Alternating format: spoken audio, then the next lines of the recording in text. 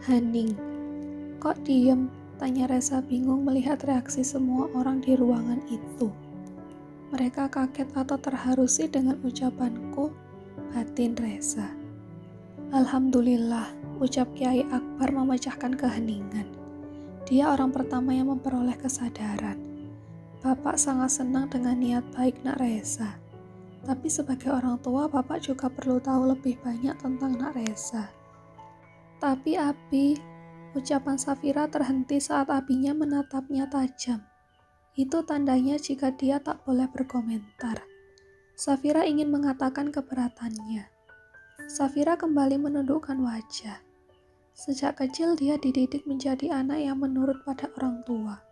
Seperti saat dia dijodohkan dengan Ustadz Yogi oleh abinya, Safira pun tak membantah.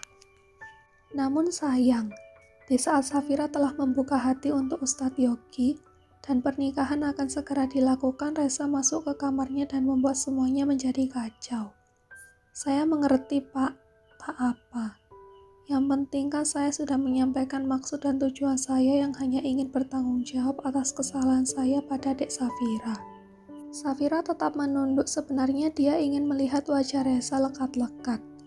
Lelaki yang begitu berani menghitbah tanpa mengenalnya lebih dulu. Sholat bisa? Tanya Kiai Akbar. Walaupun Reza mengaku sebagai anak angkat Kiai Hasan, tapi Kiai Akbar ingin tahu secara langsung dari mulut Reza.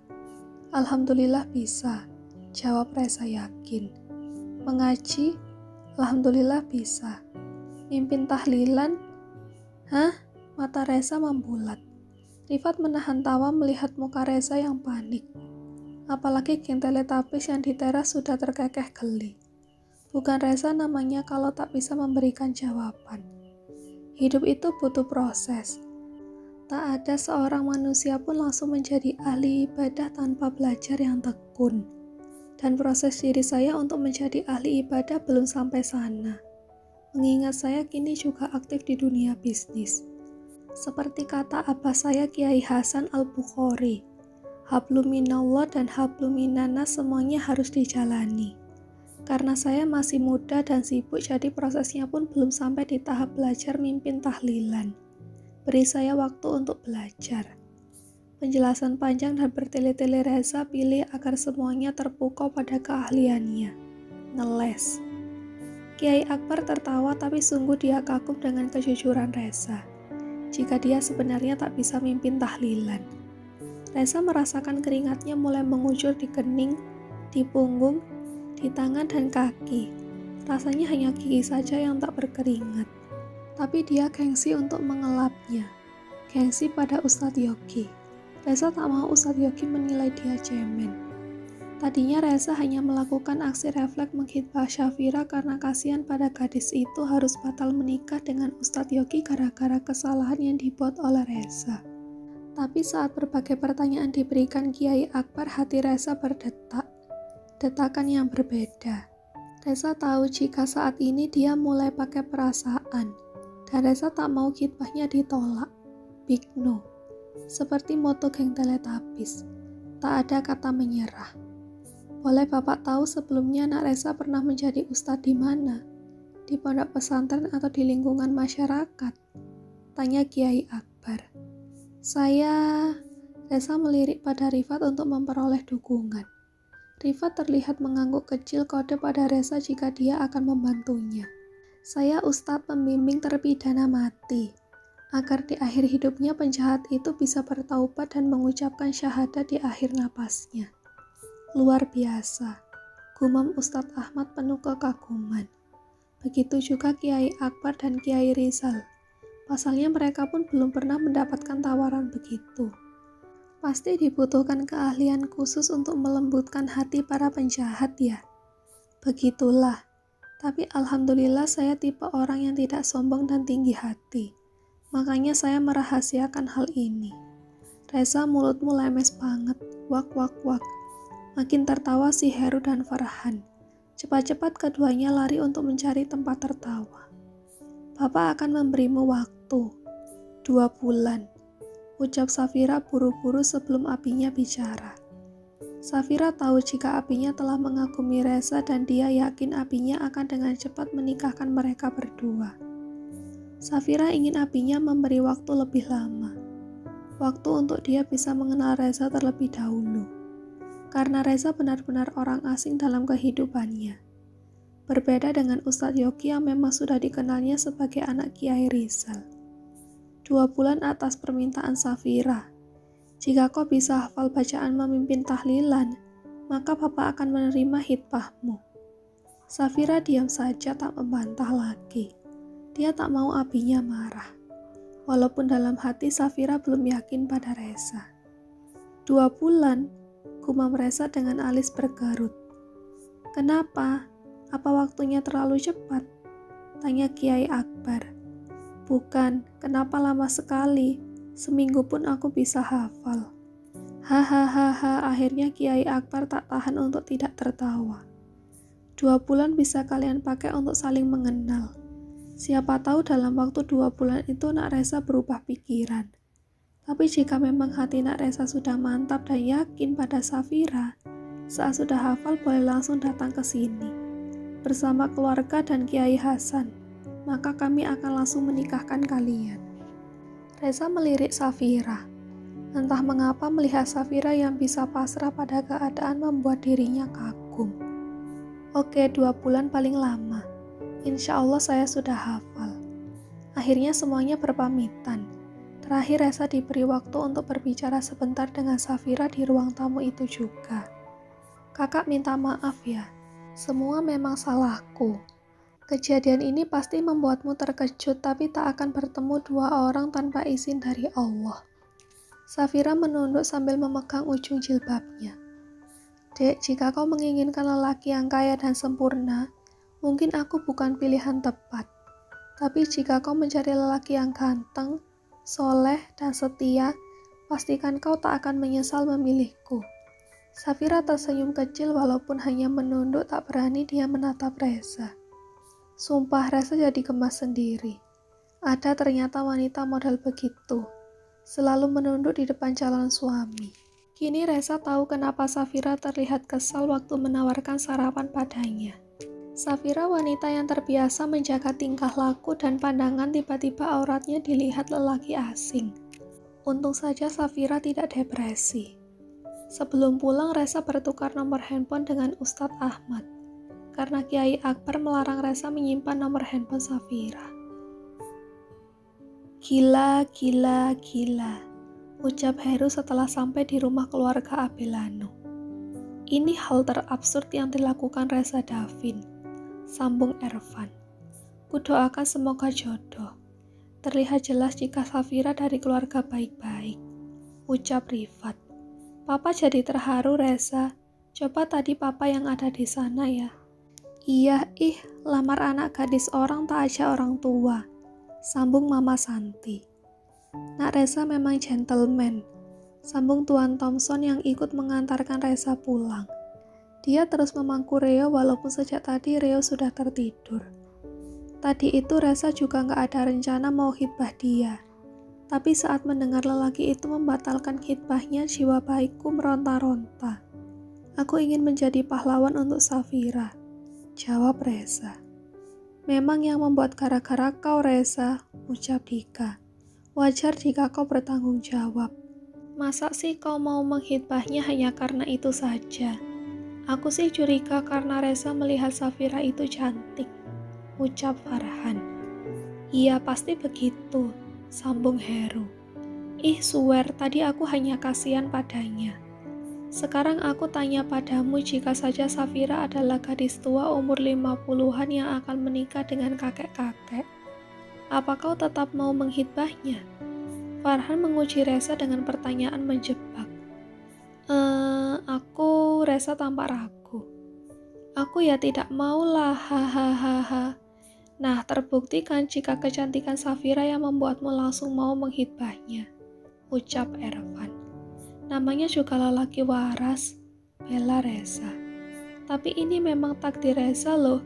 Jika saja jendela pertama rumah itu tak terkunci, pasti Reza masuk ke kamar itu dan Reza juga harus dinikahkan dengan pemilik kamar itu, ucap Rifat. Emangnya kamar depan itu kamar siapa? Tanya Reza kepo. Kamar neneknya Safira. Hahaha, jawab Heru. Ya Allah, untung saja. Reza meraba dadanya lega. Akan membingungkan jika dia masuk ke kamar nenek-nenek. Tuan Thompson memanggil dua anak buah yang dia perintahkan untuk menjaga Reza. Kenapa kalian bisa teledor? Untung saja dia selamat. Kalian kemana? Maaf bos, kami juga bingung. Saat Pak Reza ada di kafe itu, kami berdua mendapatkan pesan dari nomor Anda yang meminta kami berdua segera ke sini. Ucap salah satu anak buahnya. Saat kami sampai di sini, ternyata Anda masih ada di Surabaya. Setelah tahu pesan itu palsu, kami segera melacak nomor handphone Pak Reza. Kami langsung menyusul tapi terlambat, penjahatnya telah kabur. Mana, aku mau lihat. Kedua anak buah itu membuka handphonenya. Segera datang ke rumah utama, ada perintah tambahan. Tuan Thompson membaca pesan itu. Wajar jika anak buahnya langsung bergerak. Mana ada yang berani membantah perintah bos besar. Ini memang nomorku, tapi aku tak pernah kirim pesan begitu. Tambah 2 pengawal lagi untuk ikuti Reza kemanapun, dan 2 untuk mengawasi Reo, baik dia sedang di rumah keluarga Abellano ataupun di rumah keluarga Herman. Jangan pernah percaya pada pesan begitu, kecuali telepon langsung dariku atau Pak Agus. Ngerti? Siap mengerti bos, ucap semuanya. Pak Agus langsung mencari 4 pengawal lagi yang terbaik. Sementara itu Tuan Thompson membuka handphonenya. Melihat banyak foto Reo dan dirinya yang difoto oleh Pak Agus. Reo ganteng ya Tuan? Iya, dia mirip sekali Reza. Tapi kasihan, pakaiannya amat sederhana dan susu yang dia minum pun bukan kualitas 1. Ya, kasihan Reza. Menurut informasi, dia tak pernah lagi ambil gaji dari Sky Corporation. Untuk kebutuhan Reo, dia hanya mengandalkan uang dari saham di perusahaan Pak Herman. Kasihan, tapi melihat wajahnya yang selalu ceria, tak akan ada yang menderita jika dia hidup serba susah. Mari kita bantu dia diam-diam. Gimana caranya, Tuan? Ya, aku juga belum tahu, tapi untuk pertama mari kita shopping. Kok shopping? Pak Agus jadi bingung. Kita belanja baju untuk Reo dan susu. Senangnya hati ini. Sudah bekerja 10 tahun baru kali ini kita shopping. Pak Agus tertawa melihat wajah berbinar dari Tuan Thompson. Mama Santi menatap bingung dengan kiriman yang datang sore itu ke rumahnya. Kami tak pesan semua ini, ucap Mama Santi. Tapi Bu, alamatnya jelas di sini. Ibu terima saja. Apa ada surat atau nama pengirimnya? Tanya Robi yang kebetulan ada di rumah. Hanya ada pesan untuk orang baik. Robi melihat memo kecil itu. Dia pun membaca alamat yang tertera. Benar, memang itu alamat rumah keluarga Abellano. Tuan Thompson tersenyum melihat semua barang belanjaannya dibawa masuk ke dalam rumah dan anak buahnya kembali pulang. Waduh, Reo kamu ganteng banget pakai baju baru. Ucap Nela yang tak tahan untuk memakaikan baju yang sudah pasti mahal karena dari merek ternama. Siapa ya yang ngirim semua ini untuk Reo? Tanya Aluna sambil melihat 4 kaleng susu bayi paling mahal. Alhamdulillah rezeki Reza, ucap Papa Abellano. Kira-kira susunya aman gak sih? Nanti di dalamnya ada racunnya, ucap Reza ragu-ragu. Sepertinya aman, masih segel dan belinya pun di apotek rumah sakit Cinta Sehat. Biar Kak Robi dulu yang cicip, jika aman maka baru kita berikan pada Reo. Aluna sejak tadi tak bisa tenang, dia merasakan mules. Aduh, berkali-kali Aluna meringis menahan mules. Kau kenapa Aluna? Tanya Nela. Perutku mules mbak. Nah, mungkin mau melahirkan, ucap Mama Santi. Ayo cepat kita ke dokter, sambung Papa Gibran.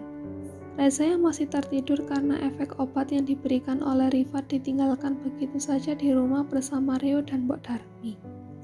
Tak lama mereka sampai di rumah sakit Cinta Sehat. Perawat cepat-cepat membawa Aluna ke ruang bersalin. Tanda akan lahir sudah keluar. "Mah, tolong teleponkan Kak Siko," ucap Aluna sambil meringis. Mama Santi menatap Papa Gibran.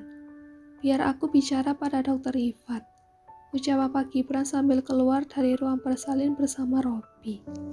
"Halo, assalamualaikum. Ada apa, Pak? Apa Reza gelisah tidurnya?" "Dia tidur sangat nyenyak. Ini Aluna mau melahirkan. Dia minta Siko untuk datang ke sini. Apa bisa ya?" "Bisa, nanti aku akan mengantarkannya ke sana." Tolong berikan pengawasan ya. Papa takut dia nanti merebut atau menculik anak Aluna." "Papa tenang saja. Siko banyak berubah sekarang. Kalian akan terkejut melihatnya nanti." "Aduh," rintih Aluna menahan sakit. Siko sedang tadarus di musola. Musola khusus pasien rehabilitasi akidah yang terpisah dengan musola lainnya. Hati Siko begitu tenang. Selama dia di sana, dia selalu disirami oleh ilmu agama dari segala aspek. Sudah 2 bulan dia di sana dan tak pernah sekalipun Siko ingin pulang. Dia bertekad kuat untuk sembuh. "Pak Siko, ada yang mencari Anda." Siko menutup bacaan Al-Qur'annya lalu menoleh. "Siapa?" "Dokter Ifat." "Dokter Ifat? Ada apa dia mencariku malam-malam begini?" Siko langsung berdiri. Dirapikannya dulu kain sarungnya, lalu berjalan mengikuti pengurus. "Ada apa, Dokter Ifat? Ada hal yang mendesak?" "Aluna sudah ada di rumah sakit. Sepertinya dia akan melahirkan." "Alhamdulillah, ayo kita berangkat." Siko terdiam. "Aku takut, dokter. Aku malu bertemu dengan Aluna, keluarganya, dan anakku." "Bagus jika kita masih ada rasa malu. Tapi tak baik begitu kau sudah mengakui kesalahanmu. Anakmu tetap butuh seorang ayah yang mengadani telinganya nanti." Setelah mendengar ucapan Rifat, akhirnya Siko mau ikut tanpa berganti baju lagi. Sarung dengan baju koko beserta peci hitam. Dengan meminjam handphone Rifat, Siko menelepon orang tuanya. "Assalamualaikum," sapa Siko mendahului Rifat saat telah sampai di depan ruang bersalin. "Waalaikumsalam," jawab Papa Gibran dan Robi. Siko mendekat hendak menyalimi tangan Papa Gibran. Papa Gibran tersenyum dan mengulurkan tangannya. Telah hilang rasa amarah itu. Telah musnah rasa benci yang pernah mendekam dalam hati. Papa Gibran bisa menerima Siko dengan hati lapang. Karena hakikatnya manusia memang tak luput dari dosa.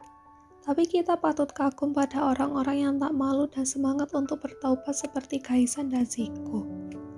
Tak lama orang tua Siko datang. Mereka sama-sama mendoakan yang terbaik untuk Aluna. "Oe, oe," suara bayi terdengar nyaring. Tangis haru disertai ucapan syukur terdengar lirih. Siko sampai meneteskan air mata sambil memeluk Papa Gibran. Ya, Papa Gibran, bukan Papa Sumi. Pelukan itu sebagai simbol rasa terima kasih Siko pada kebaikan Papa Gibran, memberikan dia kesempatan untuk berada di sana. Mendengar tangis pertama anaknya. Dengan tangan bergetar, Siko menerima bayinya. Dengan tarikan napas panjang dan luruhan air mata, dia mengadani anak lelakinya. Siko berdiri dengan jarak yang jauh sampai 2 meter. Saat menemui Aluna, ada rasa iba melihat Siko begitu. Aluna tersenyum kecil melihat wajah Siko yang amat tenang dan terlihat bersih. Apalagi penampilan Siko yang membuat hati adem. "Kak, anak kita mau diberi nama siapa?" tanya Aluna. "Terserah kamu saja, kakak akan setuju." "Bagaimana dengan Sola?" Aluna suka nama itu, perpaduan Siko dan Aluna. "Bagus, kakak pun suka." Hening. Keduanya tak tahu mau bicara apa. "Kakak pamit ya. Kakak titipkan Sola padamu. Kakak yakin kamu pasti bisa merawatnya dengan baik. Nanti uang bulanannya akan kakak tambah lagi." Lidah Aluna terasa keluh. Ucapan Siko sangat manis, tapi entah kenapa rasanya amat menusuk hati. Siko berpamitan dengan semua keluarga Aluna tanpa menunggu jawaban Aluna. Disaliminya kembali Papa Gibran dan Mama Santi. Di mobil air mata Siko kembali tumpah. Berkali-kali Rifat mengusap punggungnya. Aku sangat berdosa pada Aluna. Ya, memang, tapi alhamdulillah kau sekarang sudah menyadari kesalahanmu. Karena predikat hebat itu bukan hanya untuk lelaki yang baik. Tapi lelaki yang berani mengakui kesalahan dan bertaubat adalah lelaki yang lebih hebat juga. Banyak di luar sana manusia yang tak sadar dan tak malu telah melakukan kesalahan yang merugikan banyak orang. Lebih parah lagi seperti koruptor. Mereka sadar jika yang mereka lakukan itu dosa, tapi tetap mereka lakukan dan bergaya pula hidupnya. Pas ditangkap pura-pura gila biar hukumnya ringan. Canda Rifat yang bisa membuat Siko tersenyum kembali. Reza membuka Google mencari bacaan tahlil. Matanya membulat. Ya ampun, kok panjang amat ya. Makanya Reza kalau ada undangan tahlilan tuh datang. Umpat Bapak Gibran yang sudah diminta Reza untuk mengajarinya. Terlihat Reo tertawa terkekeh seakan mengejek dedinya. Reo semakin semangat menyusu saat susunya diganti dengan yang lebih mahal. Fix anak Reza itu. Aku kira tak sepanjang ini. Ya, hafalkan saja, tak usah banyak komentar. Papa Gibran siap-siap dengan membuka buku tuntunan sholat miliknya. Perlahan dan hati-hati Papa Gibran mengajari Reza. Ya Allah, tolong permudahkan otakku menerima, menyerap dan menghafal bacaan tahlilan ini. Amin. Doa Reza dalam hati. Reza menerima pesan dari Ustadz Ahmad untuk datang ke rumah kontrakan Safira di kota. Ada hal yang ingin dia sampaikan. Reza memarkirkan mobil buntutnya, tak ada niat Reza untuk pencitraan. Sebenarnya mudah saja bagi Reza untuk mengganti mobilnya. Dr. Rifa sudah berkali-kali menyuruh Reza pakai mobilnya yang kebanyakan nganggur di garasi rumah keluarga Irham. Tapi Reza menolak. Reza sengaja datang lebih awal dari jam yang dijanjikan oleh Ustadz Ahmad. Ada keinginan di hati Reza untuk bertemu Safira dulu. Reza jangan nakal otaknya. Reza menatap rumah sederhana itu. Sangat sederhana tapi bersih. Menurut kabar dari Ustadz Ahmad, Safira masih kuliah tingkat 2 di salah satu universitas negeri mengambil jurusan ilmu agama Islam. Reza menarik napas berkali-kali di depan pintu yang tanpa Reza sadari telah terjerat hatinya. Terbukti dari bayangan Safira yang hanya pakai handuk terus melintas di kepala Reza. Mesum itu namanya Reza. Kali ini aku harus berusaha sekuat tenaga, mengerahkan semua apa yang aku bisa. Masa iya dia tak jatuh cinta pada lelaki manis seperti aku sih? Ting tung. Safira membuka pintu kontrakannya. Matanya membulat karena terkejut melihat Reza. Desi temannya hanya diam di dapur. Hai, assalamualaikum. Sapa Reza lebih dulu. Kakak, jawab dulu salam dariku. Waalaikumsalam, ucap Safira walaupun masih terkejut. Desi hanya tertawa mengintip dari balik gorden. Ya, aku sekadar informasi untukmu. Mulai saat ini aku tinggal di kontrakan di depanmu. Ucap Reza sengaja berbohong untuk tahu bagaimana reaksi Safira sambil menunjuk pintu apartemen di belakangnya. Oh, wanita itu manggut-manggut. Kejutan untuk Reza. Safira tampak biasa saja. Reza, dia nggak tersanjung tuh. Wak wak wak. Jika dirimu butuh aku akan selalu membantu. Jika dirimu kesepian, aku siap menemani. Jika dirimu merindukanku, aku siap mengobati. Safira itu tersenyum. Senyum yang paling manis untuk Reza. Ya, makasih. Kakak tak perlu repot-repot begitu. Untukmu dan karenamu, aku tak pernah merasa direpotkan. Karena dirimu adalah prioritas dan melihatmu akan segera menjadi rutinitas. Kembali Safira itu tersenyum. Hening. Reza masih berdiam diri. Kenapa dia tak menawari aku untuk mampir ya? Pikir Reza. Aku harus serang dia dengan strategi jinak-jinak kucing garong seperti yang diajarkan Juna dulu. Apa kakak butuh bantuan? Tanya wanita itu bingung kenapa Reza tak pulang ke kontrakannya sendiri. Sedangkan Ustadz Ahmad belum bicara apapun pada Safira. Reza akan datang ke sana. Karena aku baru pindah, boleh aku pinjam sapu? Boleh. Wanita itu menutup pintu setelah Reza pulang dengan membawa sapu. Ting tung. Boleh pinjam sekop?